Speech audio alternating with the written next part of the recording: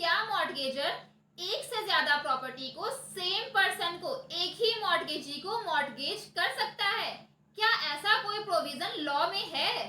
Hello everyone, मैं हूं Oscar Rahman और आप देख रहे हैं लॉ स्कूप। तो आज के इस वीडियो में हम section 61 of transfer of property act 1882 को देखेंगे, जो कि राइट टू रिडीम सेपरेटली और साइमल्टेनियसली की बातें करता है।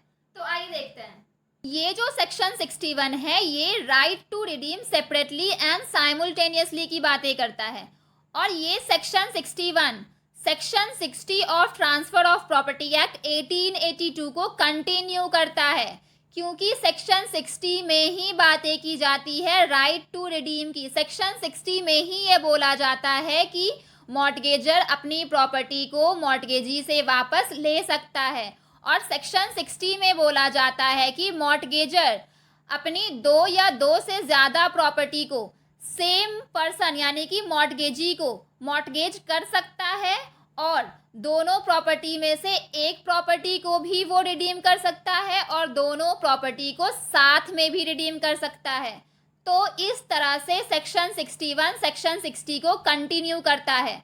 तो अगर आपने सेक्शन 60 को नहीं देखा है तो आप इस चैनल के प्लेलिस्ट में जाकर देख सकते हैं, जहां सेक्शन 60 को काफ़ी डिटेल में एक्सप्लेन किया गया है।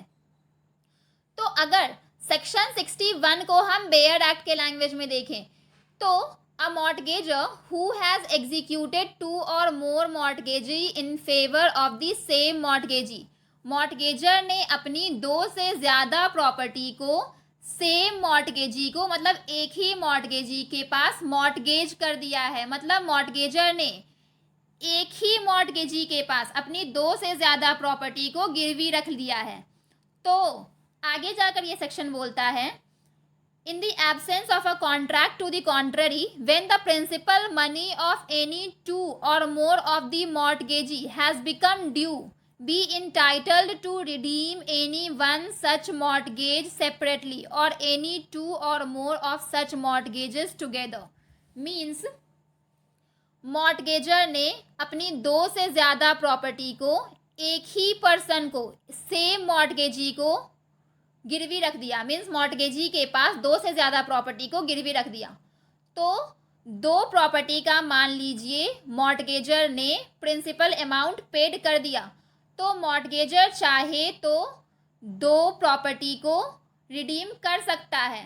और अगर मॉर्टगेजर ने एक ही साथ सारी प्रॉपर्टी का जो डेप्ट है वो अदा कर दिया, सारी मॉर्टगेज प्रॉपर्टी का जो प्रिंसिपल अमाउंट प्लस इंटरेस्ट है उस कर्ज को अदा कर दिया, तो मॉर्टगेजर चाहे तो सारी प्रॉपर्टी को एक साथ भी रिडीम कर सकता है, साइमल्टेनियसली भी रिडीम कर सकता है। और अगर एक बार में एक ही प्रॉपर्टी का कर्ज अदा किया है तो एक ही प्रॉपर्टी को सेपरेटली भी वो रिडीम कर सकता है। तो सेक्शन 61 यही बोलता है। अगर हम इस सेक्शन को एक एग्जाम्पल के थ्रू देखें तो मान लीजिए एक मॉर्टगेजर है, उन्होंने बी से अब 1000 रुपये कर्ज में लिया और उसकी जगह पर उन्होंने अपनी एक प्रॉपर्टी एक्स उसको गिरवी रख दिया। फिर बाद में ए ने सेम पर्सन यानी बी को वाई प्रॉपर्टी जो उसकी दूसरी प्रॉपर्टी है उसको गिरवी रख के उससे 5000 रुपये लिए। तो होता क्या है कि 3 साल बाद ए ने 1000 रुपये अदा कर दिए, तो ए एक्स जो प्रॉपर्टी है उसको रिडीम कर सकता है और जो वाई प्रॉपर्टी है उसका कर्ज बाद में अदा करके उसको बाद में रिडीम कर सकता है।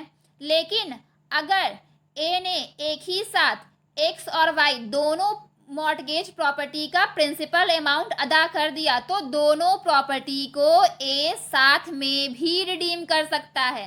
तो सेक्शन 61 यही बोलता है कि मॉर्टगेजर ने अगर दो से ज़्यादा प्रॉपर्टी को गिरवी रखा है तो दोनों प्रॉपर्टी को साथ में भी रिडीम कर सकता है, मतलब दोनों प्रॉपर्टी का साथ में कर्ज अदा करके दोनों प्रॉपर्टी को वापस ले सकता है या फिर अलग अलग भी प्रॉपर्टी को वापस ले सकता है। सेक्शन 61 इतना बोलता है। तो फ्रेंड्स, ये था section 61 of transfer of property act 1882। I hope आपको ये सेक्शन काफी अच्छे से समझ आया होगा। अगर आपको मेरा ये वीडियो अच्छा लगा हो तो प्लीज इसे लाइक और सब्सक्राइब जरूर करें। Thank you.